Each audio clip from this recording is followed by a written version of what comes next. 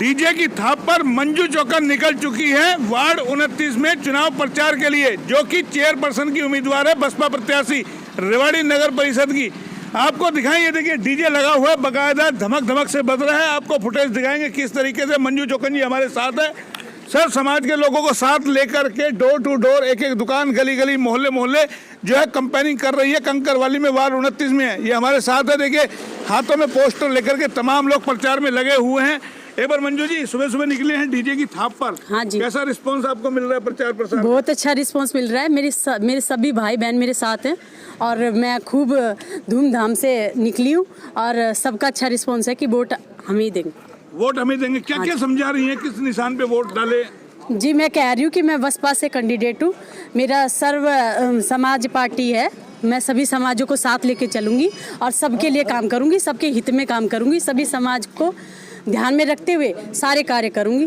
तो क्या लगता है, जैसे आपने डीजे लगाया, एक हाथी की धमक, एक डीजे की धमक, एक से दो धमक के साथ आप चल रहे हैं? हाँ जी, बिल्कुल। डीजे के साथ आगे बढ़ते हुए, सारी जनता को नमस्कार करते हुए, उनका सबका आशीर्वाद लेते हुए मैं आगे बढ़ रही हूँ। किस पर वोट लगाए 27 तारीख? मैं उनको ये कह रही हूँ कि सिर्फ हाथी पे वोट लगाइए। हाथी पे वोट लगाइए। और कई सारे मुद्दे हैं जो बता रही है, लोगों की समस्याएं भी सुन रही है।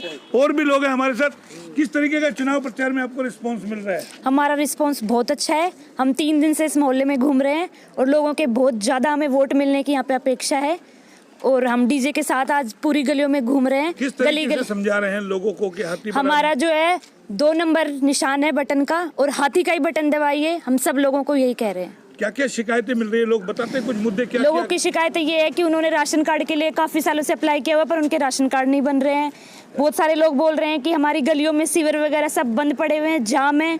हम बरसात के टाइम पे बहुत परेशान रहते हैं, पर अब अगर हमें ये मौका मिलेगा तो उनकी सारी परेशानियों को अच्छे से सुलझाएंगे। अच्छे से सुलझाएंगे। देखिए महिलाएं काफ़ी सारी हैं। और सीकरीवाल जी हमारे साथ। सीकरीवाल जी, आप करवा रहे हैं, कल भी आपने अपने वार्ड में करवाया था, आज यहाँ प्रचार प्रसार करवा रहे हैं, किस तरीके का रिस्पॉन्स आ रहा है? मेरा नाम गंगाराम सीकरीवाल है। बहुजन समाज पार्टी का 18 साल से मैं प्रेसिडेंट रहा हूँ और एक योजना प्रदेश महासचिव रहा हूँ, एक योजना प्रदेश सचिव रहा हूँ। अभी इस वार्ड में मैं काफ़ी समय से प्रचार प्रसार में लगा रहता हूँ पार्टी के कार्य के लिए।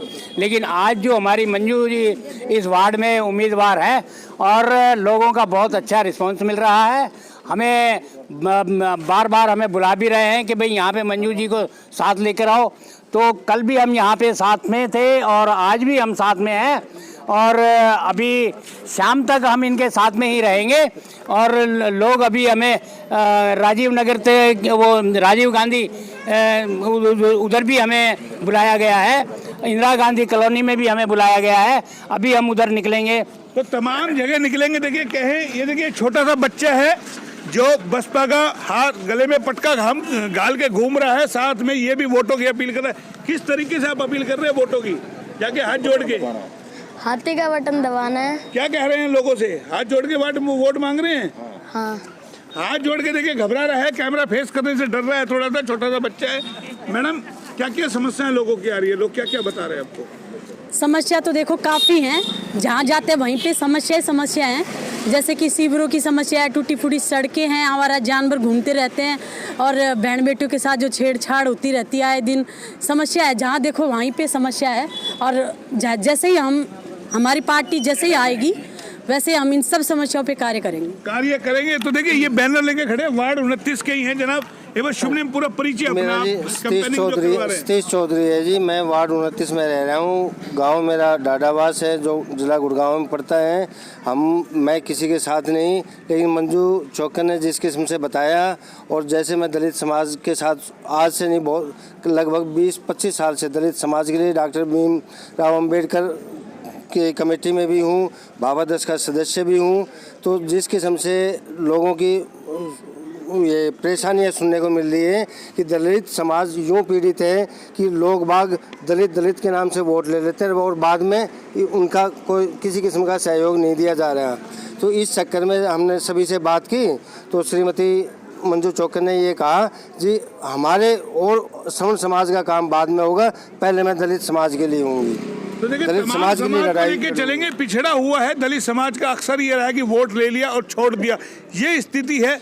आपके वार्ड में कितने वोट है? मेरे वार्ड में कैंडिडेट खड़े हैं? 2700 वार्ड है जी, 2700 वोट्स हैं और 8 कैंडिडेट खड़े हैं। 8 कैंडिडेट खड़े हाँ जी। हैं। कितना बड़ा वार्ड है ये? ये हमारा वार्ड सबसे लंबा चौड़ा है, वोट कम है। जिस ज्योग्राफिकल देखा जाए तो बहुत लंबा चौड़ा है, लेकिन वोट यहाँ कम है। वोट लगभग भले ही 2700 वोट है। वोट 2700 है, लेकिन एरिया बड़ा है।